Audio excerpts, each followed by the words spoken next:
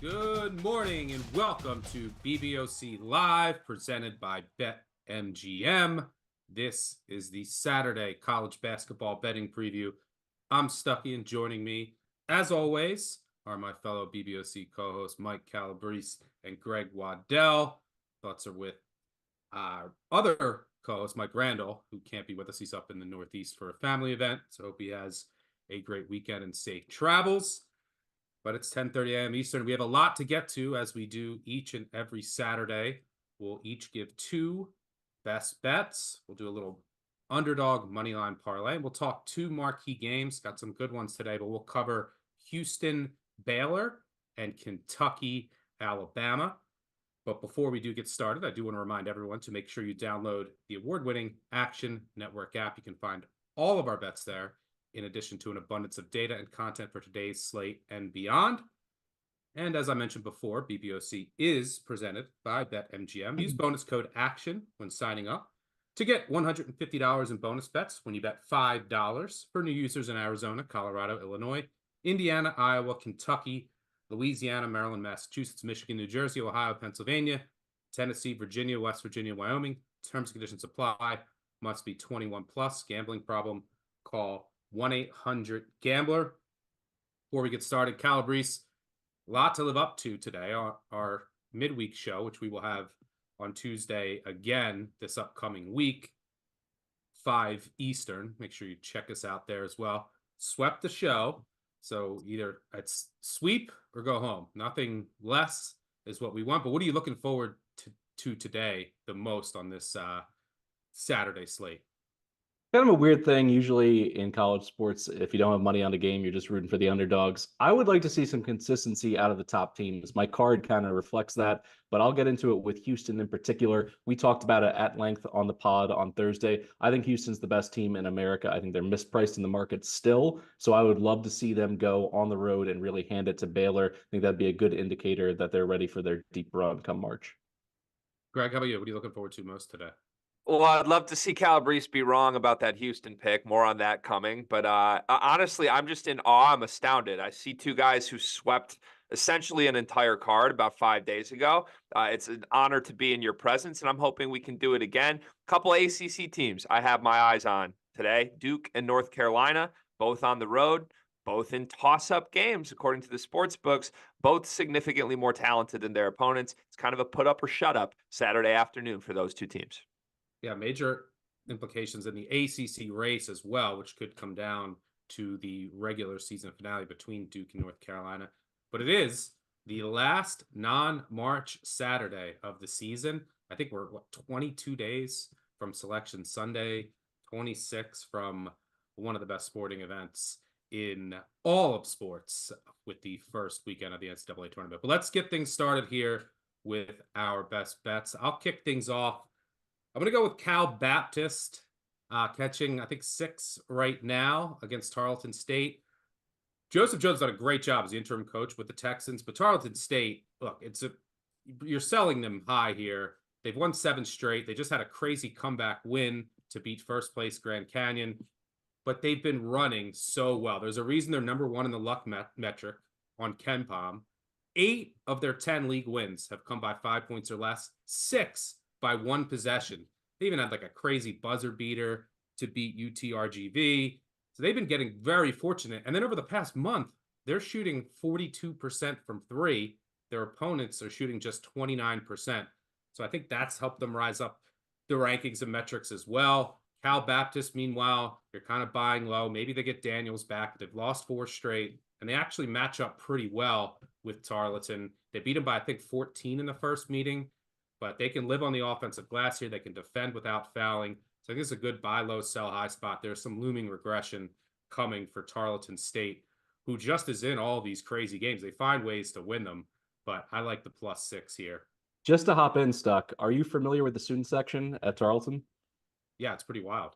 It's a rare opportunity, so I'm going to take it. It's a great opportunity to fade the purple poo because they just had their biggest game. They were in the ear of Grand Canyon that entire time. But if you have a chance to watch them, the fans get dressed up in costume. It's like, it essentially looks like Comic-Con and they allowed their fans to go all the way down to the baseline. So Grand Canyon was inbounding with a guy in a Guy Fawkes mask right behind him. It's high theater in mid-major basketball. Yeah, Grand Canyon as well. Always worth checking out for that home crowd. But yeah, Tarleton State's been getting some wild and good crowds there. But Greg, where are you headed for your first pick? I'm going to go to the Big 12, where I think we have a matchup between two teams who we pretty much know who they are at this point, Texas Tech and UCF.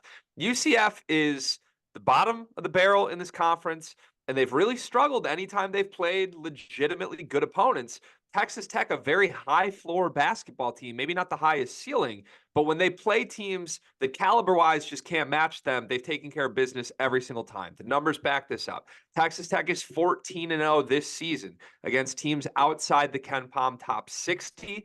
UCF is 1-5 outright against KenPom top 25 teams. You'll remember that win was against Kansas early in the conference season. That was before we knew Kansas is a horrible road team. They've lost a bunch of games on the road in Big 12 play this year. UCF's reeling a little bit to me right now. They've lost 4 consecutive games, sort of have the feel of a team whose wheels are falling off.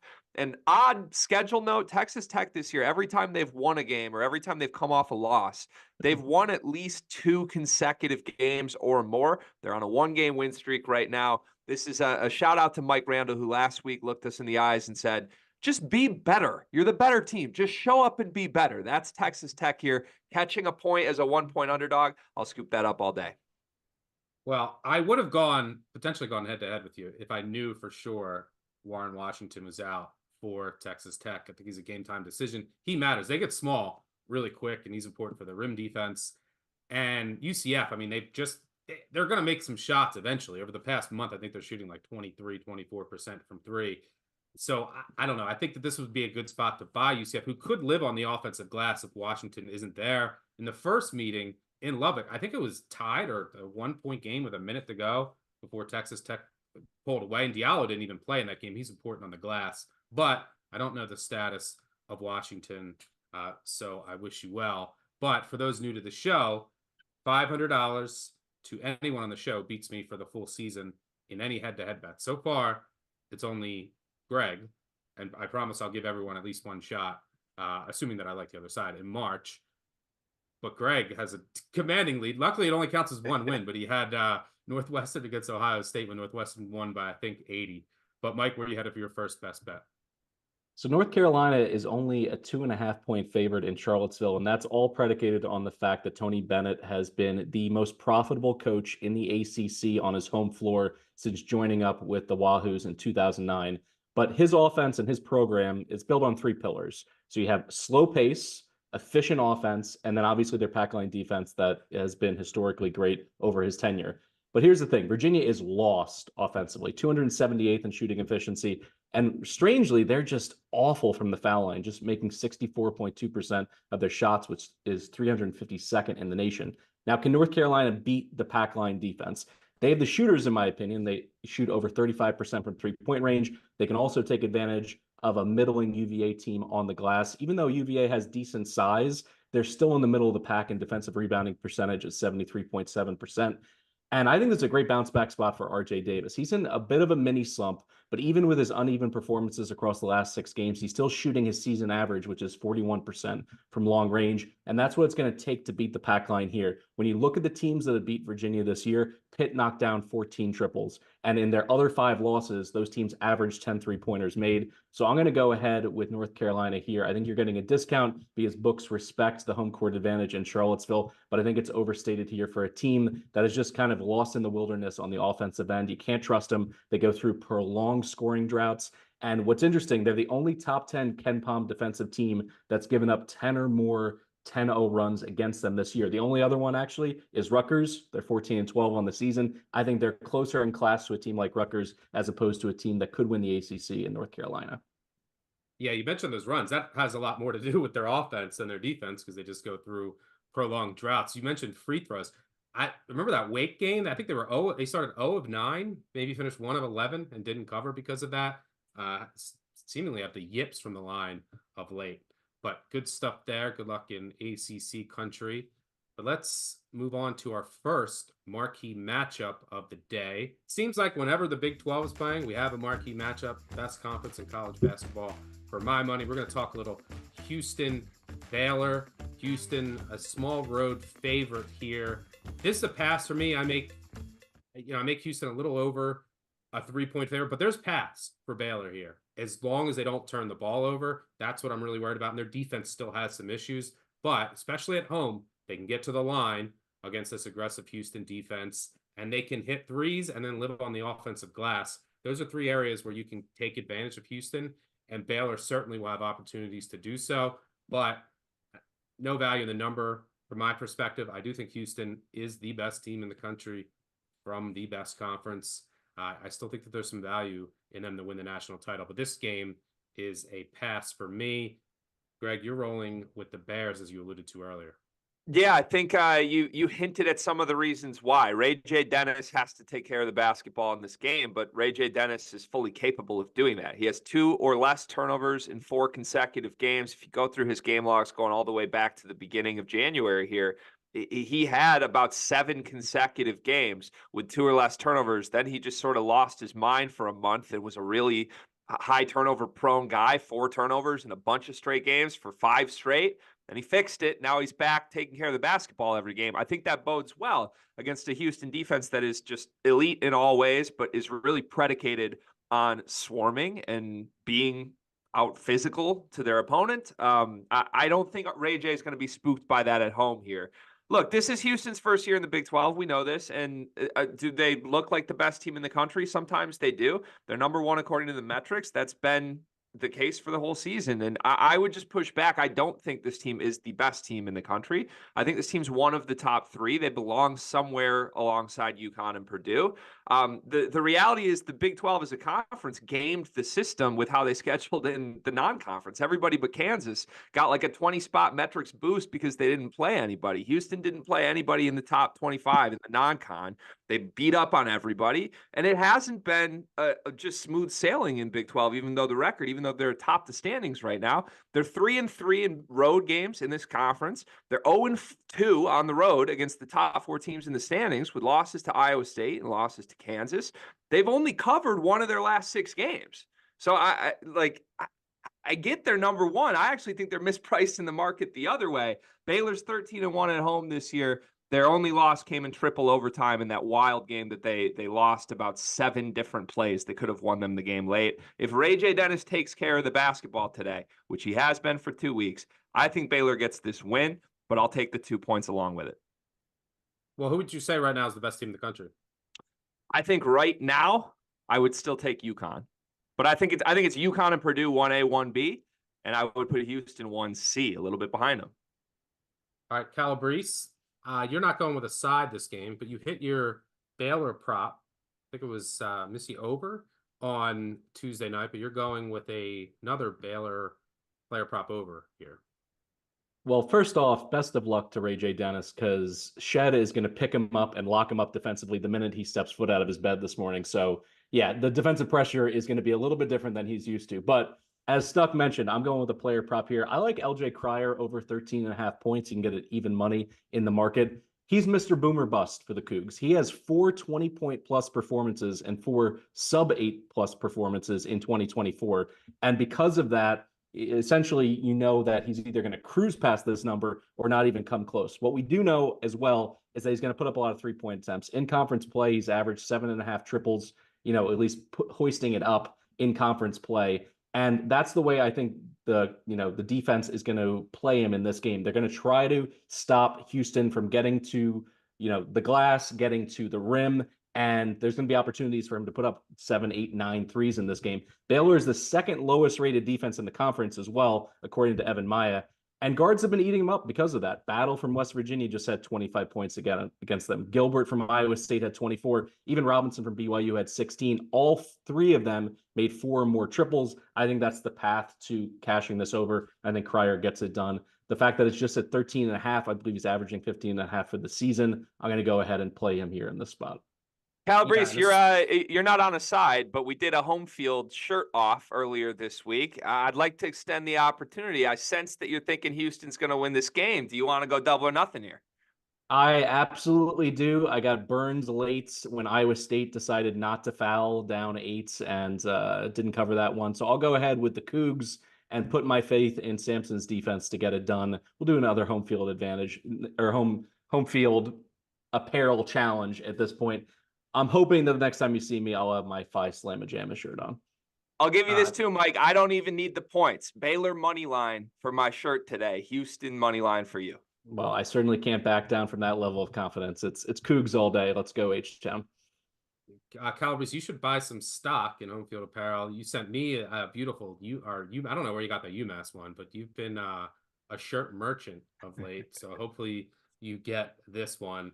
But good luck on your player. I mean, I also would mention that if I'm curious to see what Drew does here. He might have to go more zone to kind of prevent Houston from picking them apart with the dribble drive. But, and then in that case, Cryer's going to have a ton of looks from deep.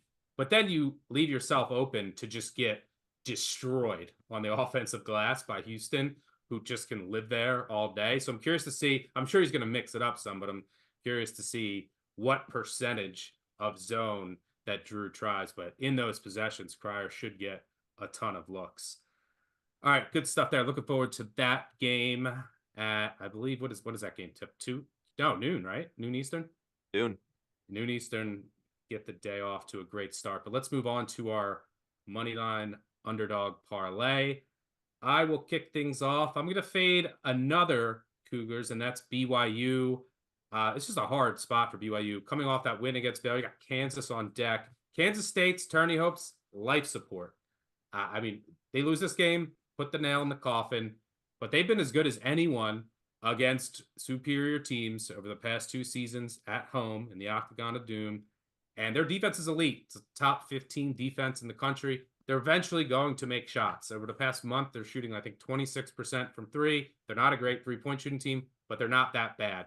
We saw them last weekend lose to TCU at home on a buzzer beater in a game where they went 1 of 15 from 3. And you had a bunch of guys from TCU never make threes or free throws, just making everything. They were right there in that game. I think it's a great spot to back Kansas State, some looming positive regression. This BYU defense, which is not going to force a ton of turnovers, right? And that's Kansas State's. I mean, that's just their downfall in all of their losses. They're not going to pressure you and force turnovers. On the road, this BYU defense falls apart. I mean, we saw it Oklahoma State did them, put up 90 plus. UCF cooked them. Those are not good offenses. So I like Kansas State as a short home dog to get it done in the Little Apple. Greg, where you had it? I like the Kansas State pick for the record, Stuck. I'm on you as well there. I'm going to move back to the ACC. I'm taking the Blue Devils. I'm taking Duke. Listen, I get that everybody wants to take Wake Forest today. My heart wanted to do it as well. To be point blank about this, I feel like every time I've discussed Wake Forest on this program, it has usually been in a high stakes game. And about 5 minutes into that game, I really regret the fact that I took Wake Forest because it becomes obvious they just can't get enough stops. They're just not as talented at certain spots as the very best teams in the country. To that point, Steve Forbes has won 2 quad 1 games in the last 2 seasons. They're 2-14 against quad 1 opponents. Why does this team keep not qualifying for the NCAA tournament? Because they can't beat anybody with a pulse when they need to. They're fun. I love watching them. But outside of Hunter Salas, I think Duke has the next 5 best players on the floor. And I get that it feels gross to say that out loud because one of them who's really emerged this season is Mark Mitchell, who on paper is one of my least favorite players to watch offensively in the country. He's been stellar, 14 points a game, 61% from the field, 47% from 3. You add what he's doing to what Jared McCain has been doing. Everybody knows he had that 35-point game a couple games ago. Suddenly, this Duke team is just a totally different product than we were promised in the beginning of the season when it was supposed to be built around Tyrese Proctor. The guy who was supposed to be their number 1 option is now their number 5 option because they have 4 other guys playing better than the guy who was supposed to be the number 1 option. Duke is 6-1 on the road in ACC play. They have really impressed me this year. And I get that Wake Forest is great at home, but guys, it's because they've played no one. They have not played a game at home against the KenPom Top 25 this year. Their best win was Florida in November. they were a completely different team. In November, they went to overtime with my Michigan Wolverines at that point in the season. They hadn't figured out who their best players are. I'm going with Duke. I'm not going to overthink this. They're the much better team, and I cannot back Steve Forbes in a high leverage spot. Well, I do disagree with you. I still think Duke has some issues on defense, especially containing the dribble drive. They can be had at the post at times. So I think Wake Forest will have some. And you mentioned it. Wake Forest at home, they don't miss. They don't miss. They're shooting like 43% from three, 14-0 at home. I get that they haven't really played anyone, but their ACC average margin of victory, 20 points per game. And where I'll push back on you on is you mentioned Duke's road record. Give me their best road win this year. So you said Wake Forest doesn't play anybody. Who's Duke's best road win? Miami without half their team? Like, is that their best road win? Pitt was good. They blew out a good Pitt team. I mean, Pitt wasn't playing well at the time. So, I mean, they haven't really played anyone either. And we remember this Duke defense, but I mean, they gave up 80-something to, I think 80-something to Georgia Tech, 80 to Arkansas in a road loss. They gave up 95, 93, 94 to North Carolina. So I do think that there's still some defensive issues. And Wake took them right to the wire in Cameron, despite shooting the 6 of 26 from three. They were in major foul trouble. It was a Cameron whistle. But where the current price is, I don't blame you for taking the Duke money line. With the spot, this line is certainly starting to get away. But Calabrese, we have so far Duke and Kansas State. Close us out here. All right, so plus 100, plus 120. I'll raise it up to plus 140. South Carolina on the road against Ole Miss. The Gamecocks, the last time they played the Rebs, were up by as many as 16 in the second half before melting down. They hold on for a 3-point win. I think that has given the false impression that these two teams are a little bit closer than they really are. This remains a top 75 defense for the Gamecocks. They rebound really well, and they can thrive when they slow down the pace in a game. And Ole Miss, in my opinion, in the market is propped up by 4 home wins in the past 5 weeks, many of which have come against the dregs of the conference. Beating Vandy, beating Arkansas, beating Mizzou doesn't move the needle at all for me. So really it just comes down to how many threes can Ole Miss make, because if they can't get to double digits, I think this could be a blowout in the opposite direction. I'll go with the better coach in this spot, a coach that I trust in Lamont Paris. I think he gets the Gamecocks off the mat after a rough, we'll call it 10 days, and gets a critical win here on the road in SEC. All right, good stuff there with the moneyline underdog parlay. But let's move on to our second marquee matchup, which will take place in my backyard at Rupp between Alabama and Kentucky. A good one, which will be an entertaining game later this afternoon in Lexington with a sky-high total. Kentucky is a short home favorite. I like the Cats here. I'm assuming that Reitzel doesn't play with concussion. He's super important. Not only is he a flamethrower, a guy never misses. I think he's shooting over 50% from three in SEC play, 45%, I think close to 130 attempts on this season. He's also their best perimeter defender. So he's massive. In addition to that, because he missed last game, Alabama went to overtime against Florida. You had Estrada and Sears playing 40, 42, 43 minutes. So legs could be an issue, especially in a game that should be a track meet. Two teams with electric offenses, major questions on defense. I'll trust the home Cats, who are at full strength, or should be. I think Mitchell might come back. I'll trust them. I think the Reitzel loss is big. And this Alabama team, they're just not the same team away from home. Shooting 33% from three on the road, 41 at home, which is a tick below where Kentucky shoots from three at home. And Alabama's defense also falls off a cliff. Adjusted efficiency, they're top 35 at home. They fall outside the top 135 on the road. I like the Cats here. Greg, you agree? I do. I love the point about tired legs as well. I mean, look, Mark Sears, for my money, has been one of the 3 best guards in college basketball this season, but he is asked to do so much for this Alabama team, partially because Estrada has not always been great. He's been a bit inconsistent, and they don't have a bunch of other answers at the guard spot. Kentucky has 1,000 different guards they can throw at him, it feels like. A pissed off Kentucky, mind you, in a bounce back spot versus an Alabama team that's won 3 straight, survived in overtime on Wednesday. They are going to be tired. Look, Alabama, contrary to how we just talked about Wake Forest and Duke, it's like who's played anybody in that game. Alabama's played 7 games against KenPom top 25 teams this season. They're 1-6 in those games. And I don't mean to discredit them. I think they're a good basketball team, but they're certainly not a great basketball team. They're 0-5 against those top 25 teams in true road environments. The last 4 games for Kentucky, their defense has been completely different. And you want to know what changed? I mean, this has basically been since Mitchell's come out of the lineup, since they've committed to Adut Diarra and Onyenso in the front court. Getting Mitchell back would be a good thing for this team, yes, because they'd be at full strength and you have different options. But I think Cal has figured out the front court that he needs. Onyenso's one of the best block rate guys in the country. Alabama, to that point, gets blocked all the time. They're not exactly the strongest finishers at the rim. They're 338th nationally at avoiding getting blocked. They're going to have to make threes to win this game at the number -2. I think you have to take Kentucky in Rupp Arena, and I'm all over it with you.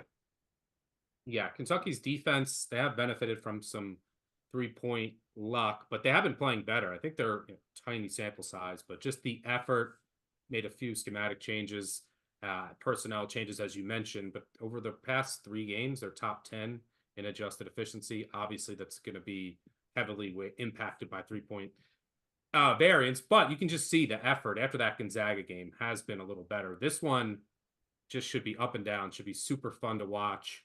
A lot of runs, should be a good live betting game. Calabrese, you like the total, and this isn't the highest total we've seen. A couple people asked me on Twitter, what's the highest total over-under you can remember? I remember those Citadel teams in 2016-17. I found one, Citadel Vatek 191. So we're not quite there, but you mentioned, and I figured this was the case, those Loyola teams, Loyola Marymount teams in the early 90s, they had a tourney game where the total was, what, 204? 204.5 against those Larry Johnson running Rebs from UNLV. I had to go back in the newspaper archive to find the old cutout of the lines and odds to confirm it. That game closed at 204.5, 131-101 UNLV in that game. So blew past the number. Yep. And you like this one to go over as well. Yeah, I mean, we got 2 top 15 teams in terms of pace. I think they're just going to push each other to go even faster. We talked about Kentucky's defensive issues, even though they've improved a little bit, but I'm circling Alabama's road performance on the defensive end. Just truly horrific. They're over 1.1 points per possession allowed, which is 307th in the country. And one little added bonus, because you guys have basically covered this game end to end. They're 2 top 40 foul shooting teams. So with both of them being over 75%, as a team, if there's a foul-a-thon late with one team in that perfect situation where they're down 5 or 6 points, we could see a lot of point padding down the stretch. That's what I'm hoping for. I'll go over 175.5. Yep, should be a track meet. Can't wait for that one. But let's get to our final task, and that's our second best bets. I'll kick things off. I'm going to go with ETSU against Samford. Samford coming off that big win against Furman, comeback win to pretty much lock up the #1 seed in the SoCon regular season title. More importantly, they should be very shorthanded with a couple of potential all-league players potentially out of the lineup today. And ETSU, look, I hate betting on this team, to be quite frank, because they chuck a ton of threes and they never make them. But they do have some positive shooting regression looming. They're shooting, I think, like 22% over the past month. They're a little better than that, not much. But they also can live on the offensive glass, get to the line a ton here, as they did in the first meeting, which was a 3-point Samford win. So just a really tough spot on the surface for Samford. Good matchup for ETSU. And Samford, I don't think, will be at full strength with a couple of their best players in boots for that Furman game. Achor did try to go play 9 minutes, had to come out because he wasn't healthy enough. I doubt they try to push them here. We'll see, but I like the Bucks here catching double digits. Greg, where you headed? I'm back to the Big 12, guys, and I have my eyes on the Longhorns. Texas plus 8.5 against Kansas. Now, I get it. You're never going to get rich fading Kansas at Fog Allen, but here's what I think is going to happen today. I don't think Kevin McCullough is going to play. Rumblings are that he is on the wrong side of questionable. He did not look even 25% healthy last weekend. They've had a week off, so, logical sense would say he had a week to rest. That's not what the insiders are saying here. If he doesn't play, this number's juiced up hugely in favor of Texas, in my opinion. This will then come down to Hunter Dickinson. against Max Asmus in ball screen coverage. Hunter's one of the worst ball screen big defenders in the country. Max Asmus may be the premier ball screen offensive guy. As Tyler Kolek would say, that's barbecue chicken. And Asmus is due for a really big positive regression game, right? He's had 2 consecutive single-digit scoring games. Before those 2 games, his last single-digit scoring game was December 19th, 2022. I mean, this guy can't go 3 consecutive games without having a huge offensive night. I think the matchup favors that. Go back to February 1st, so basically the last month at this point. Kansas 18th in the country, according to Torvik. Texas 22nd. I mean, they've been right on the heels. They're a much better team than they were early in the season. I think this is way too many points, even if McCullough plays. But like I said, I'm expecting him to be out. I don't think it's out of the question that Texas could win this game with a big Max Asmus performance. Yeah, I would agree with you here. I think that there's some value in Texas. And McCullough, similar to Trelly Reitzel for Alabama, not only do you miss his shooting, but on the defensive end, too. His perimeter defense would be sorely missed also. Good stuff there in the Big 12. Calabrese, you're going to close this out in the Big East. What you got? I'm going to lay the big number with UConn. Here's a little fact. Dating back to last season, when UConn hosts a Big East opponent in its regular season rematch, Hurley is 8-1 straight up and 6-3 against the spread. And when I look at Nova, what are their outs in this game? They can't shoot. They're 256 in floor percentage. They rarely force turnovers, 256 in the country there. And they failed to generate second chance opportunities on the glass with fewer than 8 offensive boards per game. And then when you look at the performance home and away, the Huskies have annihilated teams at home like Marquette, Xavier, Creighton, all by double digits. Nova, on the other side of things, has blowout road losses at St. John's and Marquette. And this is a pseudo revenge spot in that Nova nearly upset UConn down in South Philly a month ago. So I think Hurley, when you watch his post-game press conference after the Creighton upset, he was really playing to his team's pride, its ego. We didn't coach well. You didn't play well. We got to get off the mat. I think there's a great bounce back opportunity against a Nova team that's given up 16 kill shots. So teams go on big runs against the Wildcats all the time. I could see UConn getting up early, keeping their foot on Nova's neck in this one and winning by 20 plus. So I'll go ahead and take the Huskies laying the big number at Gamble. Yeah, you should get a focused defensive effort from UConn after that Creighton game. Big coaching mismatch here as well. And I keep seeing Villanova in the field. Unless Jay Wright, I know he's helping out, but unless Jay Wright walks through that door and becomes new head coach, get that Villanova team out of my bracket. I don't want to see any part of them. So a UConn blowout win here will help that. And for what it's worth, Calabrese got a little scared. If he would have went with Tennessee here, I would have went head-to-head with Texas A&M, but he backed out and went with UConn. But good stuff there. One final reminder, make sure you download the award-winning Action Network app. You can find all of our bets there in addition to an abundance of data and content for today's slate and beyond. And also, BBOC is presented by BetMGM. Use bonus code ACTION when signing up to get $150 in bonus bets when you bet $5 for new users in Arizona, Colorado, Illinois, Indiana, Iowa, Kentucky, Louisiana, Maryland, Massachusetts, Michigan, New Jersey, Ohio, Pennsylvania, Tennessee, Virginia, West Virginia, Wyoming. Terms and conditions apply. Must be 21 plus. Gambling problem? Call 1-800-GAMBLER. Thank you to Mike and Greg for joining me as always. Thanks to our producers on the back end. Most importantly, thanks to all of you for tuning in. If you're watching on YouTube, hit that subscribe and like button. Also, wherever you listen to podcasts, make sure you check out Big Bets on Campus. We'll recap episode Monday. Guys from 3-Man Weave out on Wednesday. We'll be back with a weekend preview on Thursday night as always. Also, BBOC Live Tuesday night. New time for the midweek show. And then same time next week, Saturday, 10:30 a.m. Eastern. Good luck on all of your wagers today, and we will see you on Monday. Cheers.